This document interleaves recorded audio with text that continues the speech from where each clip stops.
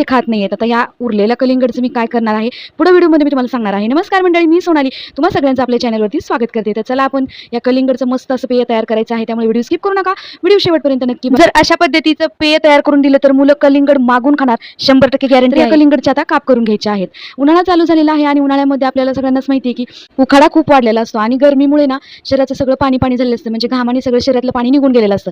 त्यामुळे आपल्या शरीराला पाण्याची भरपूर गरज असते आणि उन्हाळ्यात किती जरी पाणी पिलं तरी तहान काय आपली जात नाही. त्यामुळे दुपारच्या वेळेला असं मस्त असं उन्हाळ्यात दुपारच्या वेळेला कलिंगड जर खाल्लं ना तर कलिंगडमध्ये काय असतं, पाण्याचं प्रमाण जास्त असतं. त्यामुळे आपल्या शरीराला मस्त आतून थंडावा निर्माण होतो. त्यामुळे कलिंगड आवर्जून उन्हाळ्यात खाल्लं पाहिजे. तर चला काहीतरी जुगाड करून मुलांनाही आपण कलिंगड खाऊ घालायचं आहे. एक उरलेलं आता अर्ध कलिंगड होतं, हे मुलांनी खाल्लं नाही. आता याच कलिंगडचं मुलांसाठी खास काहीतरी बनवते. कलिंगड बारीक चिरून घेतलं, अशा पद्धतीनं काप तयार केले कलिंगडचे. बघू शकता हे सगळे काप आपण वाटीमध्ये भरून घ्यायचे आहेत. हे बघा कलिंगडचे काप सगळे तयार करून घेतलेले आहेत. एका वाटीमध्ये भरून घेऊया. तर अशा पद्धतीने इथं आपले कलिंगडचे काप तयार करून घेतलेले. यामधले बी काढून घेतले, बिया राहिल्या तरी काहीच हरकत नाही.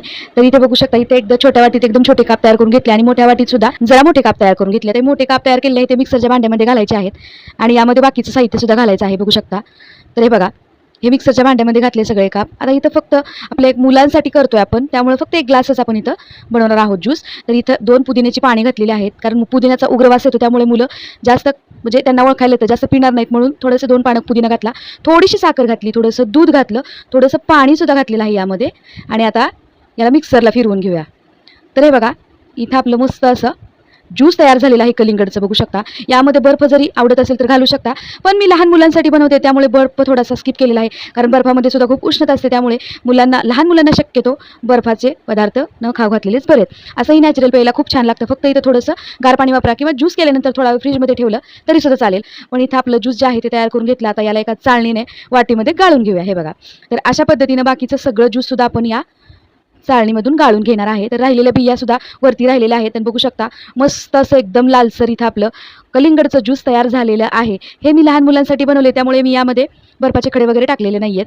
तर तुम्हाला आवडत असेल तर तुम्ही टाकले तरी सुद्धा चालतील. तर हे बघा तर ज्यूस तयार झाल्यावर थोडा वेळ फ्रीजमध्ये ठेवलं. फ्रीजमध्ये ठेवल्यानंतर आता इथं आपण ग्लासमध्ये आपण तयार करून घेतलेले कलिंगडचे काप घातले आणि आता तयार करून घेतलेला ज्यूससुद्धा ओतून घ्यायचा आहे. हे बघा मस्त खूप छान दिसतोय, खूप छान असं झालं आहे बघा. बघू शकता खूप छान असा कलर आला आणि स्वादसुद्धा खूप छान येतो, मस्त लागतो अशा पद्धतीचा ज्यूस. बघू शकता एकदम छान असा तयार झालेला आहे, फटाफट तयार होतो आणि मुलं तक्रार पण करणार नाहीत मला कलिंगड नको म्हणून. मुलं आवर्जून ज्यूस पिणार. जर तुमची मुलं कलिंगड खात नसतील तर अशा पद्धतीचं फटाफट असं फ्रेश ज्यूस कलिंगडचं नक्की करून द्या. आता माझ्याच घरामध्ये माझी मुलं अजिबात कलिंगड खात नाही, त्यामुळे मला असा काहीतरी जुगाड करावा लागतो आणि मुलांच्या पोटामध्ये सिजनेबल फळं तर गेलीच पाहिजे. त्यामुळे आपल्या आईंना असं काहीतरी डोकं चालवावं लागतं.